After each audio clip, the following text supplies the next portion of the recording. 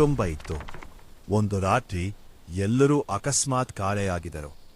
ಆಮೇಲೆ ಪ್ರತಿ ರಾತ್ರಿ 12 ಗಂಟೆಗೆ ಅಲ್ಲಿಂದ ಮಕ್ಕಳ ಅಳುವ ಶಬ್ದ ಕೇಳಿಸುತ್ತಿದೆ. ಒಂದು ದಿನ ನಾನು ಮತ್ತು ನನ್ನ ಸ್ನೇಹಿತರು ಆ ಮನೆಗೆ ಹೋಗೋದು ಅಂತ ನಿರ್ಧಾರ ಮಾಡಿದ್ವಿ. ಬಾಗಿಲು ಸ್ವತಃ ತೆರೆದಿತು. ಒಳಗೆ ಹೋದಾಗ ಎಲ್ಲವೂ ಹಳೆಯದಾಗಿ ಕುಸಿದು ಹೋಗಿತ್ತು. ಆದ್ರೆ ಒಂದು ಕೋಣೆಯಲ್ಲಿ ಮಾತ್ರ ಬೆಳಕು ಇತ್ತು. ನಾವು ಒಳಗೆ ನೋಡಿದ್ರೆ ಒಂದು ಹುಡುಗಿ ಗೋಡೆಯ ಕಡೆ ನೋಡ್ತಾ ನಿಂತಿದ್ದಳು. ಯಾರು ನೀನು ಅಂತ ಕೇಳಿದ್ವಿ. ಅವಳು ನಿಧಾನವಾಗಿ ತಿರುಗಿದಳು. ಆಕೆಯ ಮುಖ ಇರಲಿಲ್ಲ. ಮುಂದಿನ ದಿನ ನನ್ನ ಸ್ನೇಹಿತರಲ್ಲಿ ಒಬ್ಬ ಕಾಣೆಯಾಗಿದ್ದ. Ending hook.